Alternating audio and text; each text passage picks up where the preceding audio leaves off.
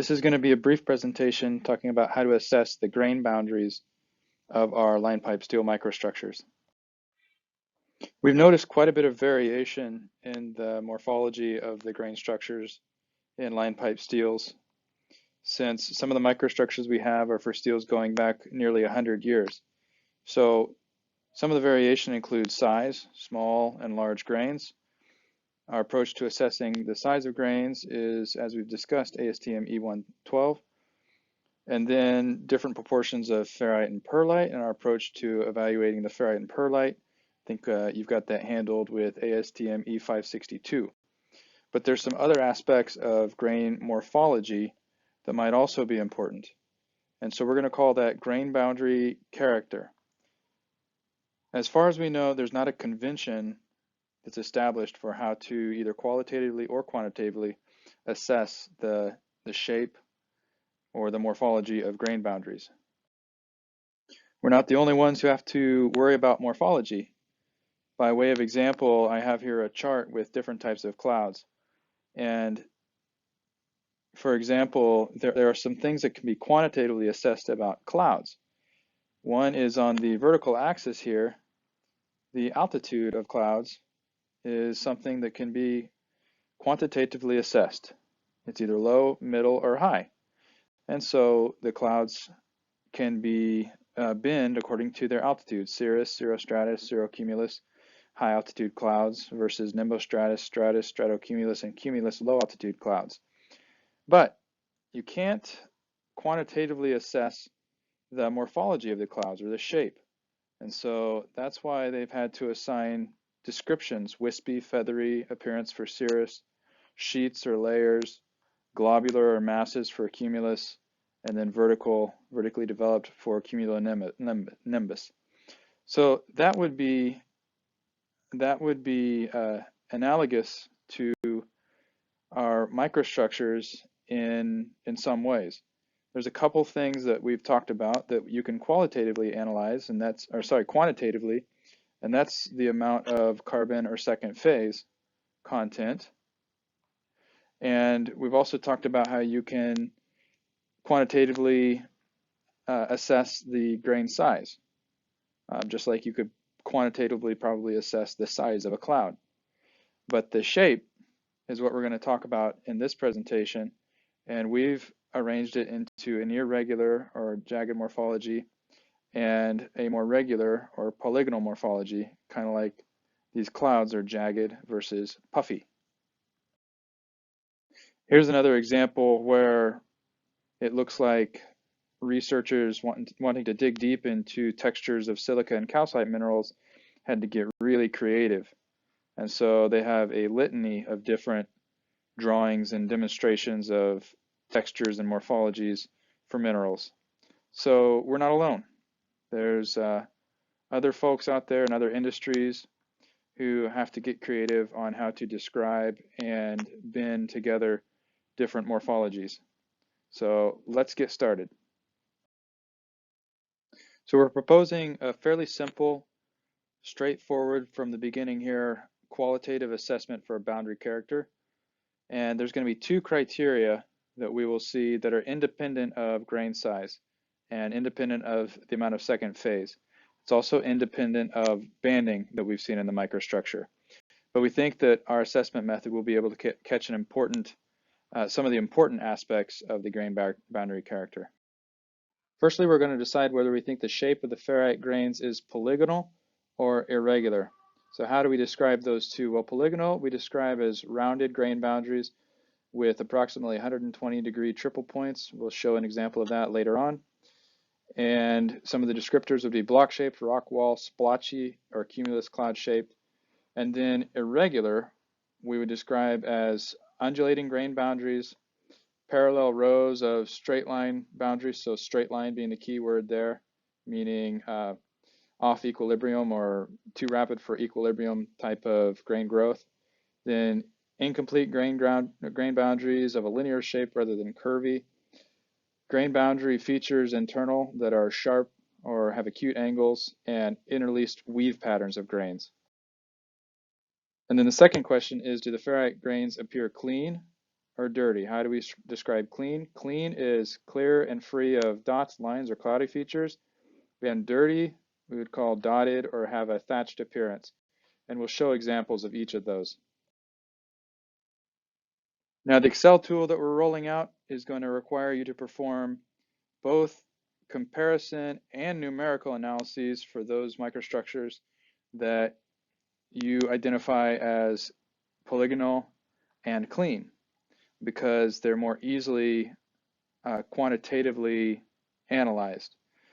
However, for irregular or dirty classified microstructures, you will perform just the comparison methods, not the numerical evaluation.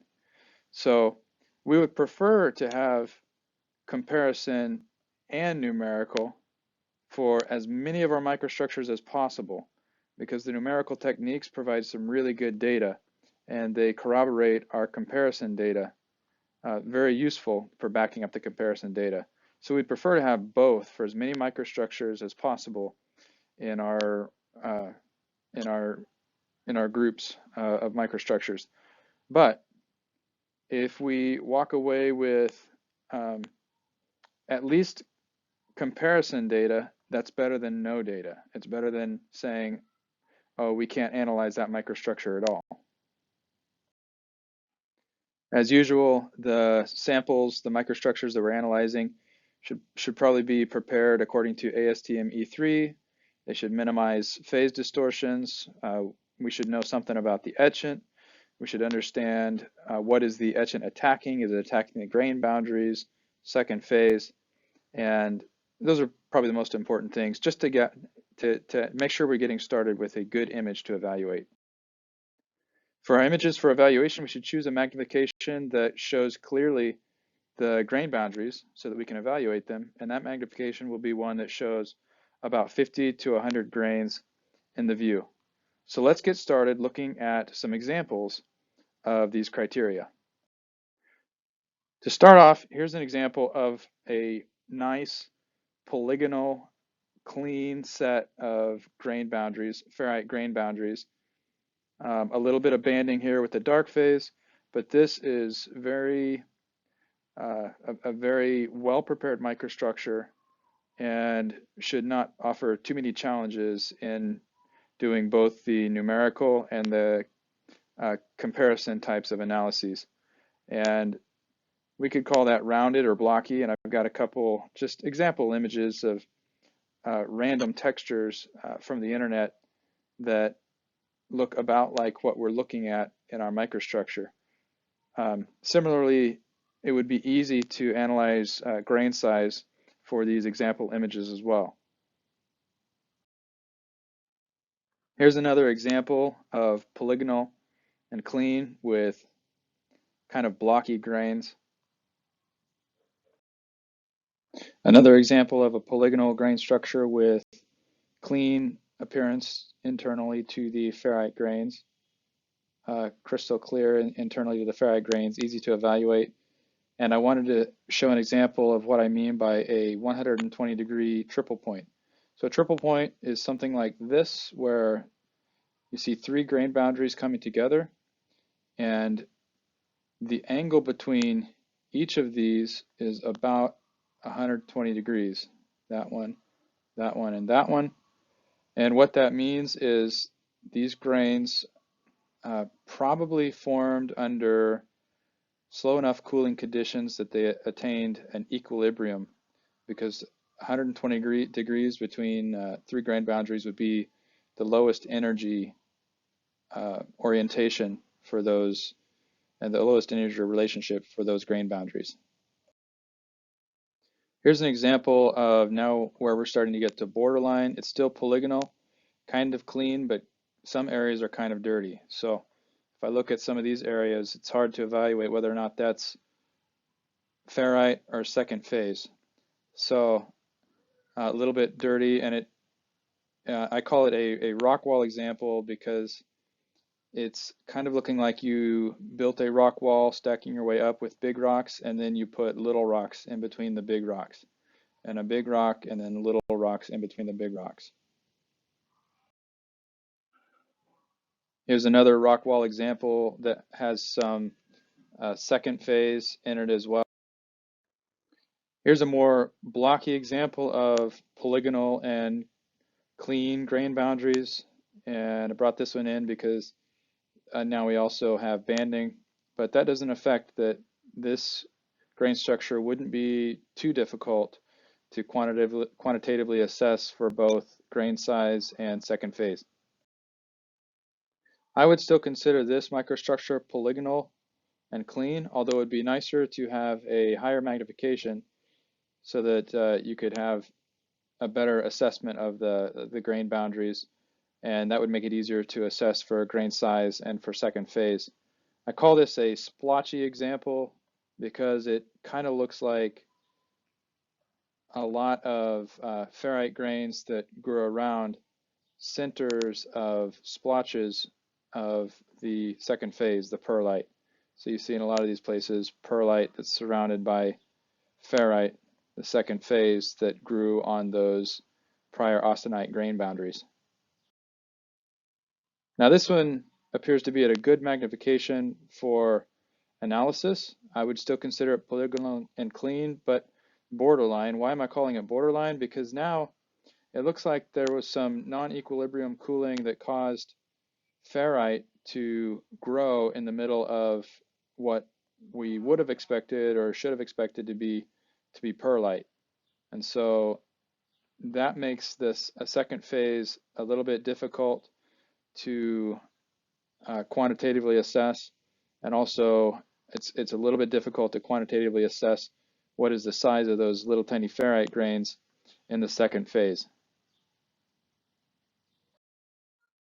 Now I would still call this microstructure polygonal and clean because I'd like to get an evaluation of this microstructure, but kind of borderline because now we're seeing some of these elongated features within our second phase. Additionally, it'd be nice to have a lower magnification image so that we have enough grains for a more statistical idea of the quantitative size of the grains. Here's an example of the same case in point where you have interlaced or interwoven ferrite grains that are in the second phase.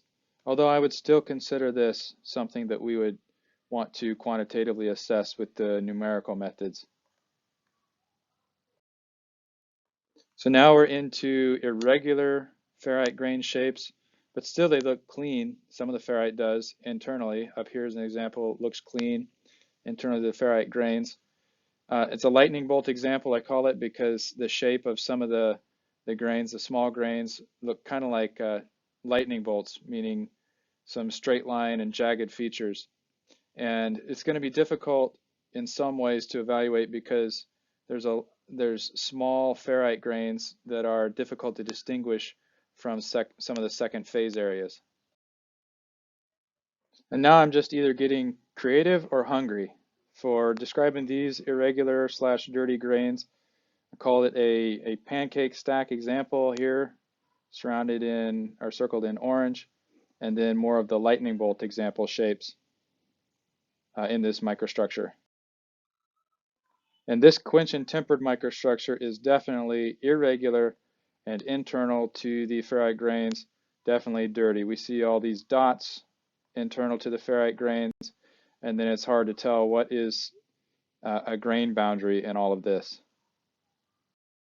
And here's another quench and temper microstructure that definitely looks really dirty internal to the ferrite grains. Oh, getting hungry again.